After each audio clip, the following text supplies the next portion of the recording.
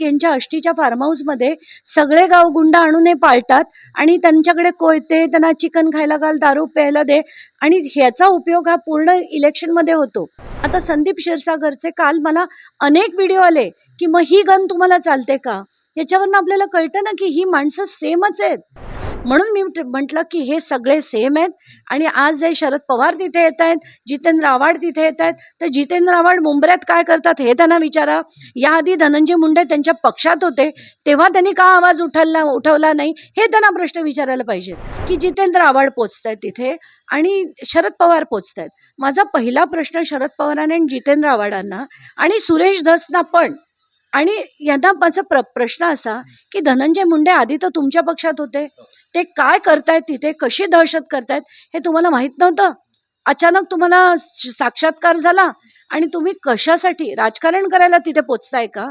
तुम्ही जाऊन तिथे त्यांना कशी अटक होईल यासाठी झटायला पाहिजे. नुसतं प्रत्येक गोष्टीचं राजकारण करू नका आणि हे आता सगळ्या शुद्धीवर सगळ्यांनाच आणायची गरज आहे. हिवाळी अधिवेशनात सुरेश धस यांनी डायरेक्ट वाल्मिक कराड यांचा संबंध आका सोबत, आका हा शब्द त्यांनी खूप लावून धरला. परंतु तुम्ही ज्या पद्धतीने आज एक ट्विट केलं, म्हणजे ट्विटच करतात, तुम्ही चौघांचे पण नावं घेतले. जर कोणी जमीन बळकत असेल, सुरेश धस असो, पंकज, म्हणजे सगळ्यांची नावं तुम्ही त्यामध्ये टाकलेली. कारण मी जेव्हा 2012-13 पासून जायचंय ना, तेव्हापासून लोक मला म्हणायचे की यांच्या आष्टीच्या फार्म हाऊसमध्ये सगळे गावगुंड आणून हे पाळतात आणि त्यांच्याकडे कोयते, त्यांना चिकन खायला घाल, दारू प्यायला दे आणि ह्याचा उपयोग हा पूर्ण इलेक्शनमध्ये होतो. आता संदीप क्षीरसागरचे काल मला अनेक व्हिडिओ आले की मग ही गन तुम्हाला चालते का? याच्यावरनं आपल्याला कळतं ना की ही माणसं सेमच आहेत. म्हणजे आज धनंजय मुंडे मोठे झाले म्हणून यांना त्याचा प्रॉब्लेम आहे, पण उद्या हे मोठे झाल्यावर हे गुंडगिरी काही कमी करणार नाही आहेत. माझ्याकडे कितीतरी कालपासून व्हिडिओ झालेत या सगळ्यांचे, कारण आपापल्या ठिकाणी हे पण तेच करतायत. मग या सगळ्यांविरुद्ध का लढू नये?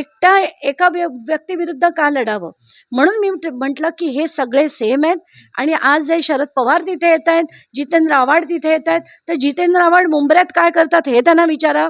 याआधी धनंजय मुंडे त्यांच्या पक्षात होते तेव्हा त्यांनी का आवाज उठवला नाही हे त्यांना प्रश्न विचारायला पाहिजेत. तर हे सगळे ड्रामेबाज आहेत, दुसरं तिसरं काही नाही. यांना राजकारणाशिवाय दुसरं काही दिसत नाही. मग एवढे सगळे दिग्गज राजकारणी सुद्धा देखील तथाकथित समजा आता सिद्ध झालेले नाही ते नेते, समजा तिथले सारे त्यांच्याविरुद्ध ऍक्शन घ्यायला घाबरतात. तुम्हाला भीती वाटत नाही का? भीती काय हो, म्हणजे वाटायची. मी तर नेहमी म्हणते इथे लिहिलेलं आहे जे व्हायचंय ते. मी जेव्हा सिंचन घोटाळ्याविरुद्ध लढले, अगदी बरोबर. मी खडसेंविरुद्ध लढले, भुजबळांविरुद्ध लढले, कधीही याचा विचार केला नाही की कोणाविरुद्ध. पण आपण कितीही लढलो ना तर लोक आपल्याला प्रश्न विचारतात, तुम्ही ओबीसींविरुद्धच का लढता, तुम्ही मराठ्यांविरुद्धच का लढता, तुम्ही अमुकांविरुद्ध का लढता? मला तर त्यांना प्रश्न विचारायचा वाटतो, मला 1-2 मंजारी दाखवा जे धनंजय मुंडे एवढे श्रीमंत असतील, 2 माळी दाखवा जे छगन भुजबळांनी एवढे श्रीमंत असतील.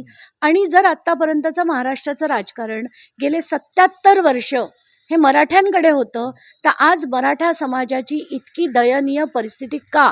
ही माणसं जर खरंच समाजासाठी काम करत असती तर हा प्रश्न झालाच नसता. तर हे समाज अमुक करणं, मग म्हणतात तुम्ही यांच्या विरुद्धच लढता, त्यांच्या विरुद्ध का नाही लढत, हा पण प्रश्न विचारला जातो. मी म्हणते मला जेवढं झेपलं तेवढं मी केलं. तुम्ही पण या ना मैदानात, तुम्ही पण 4 लोकांविरुद्ध लढा, मग बघते तुमच्यात किती ताकद आहे आणि किती बडबड करता येते ते.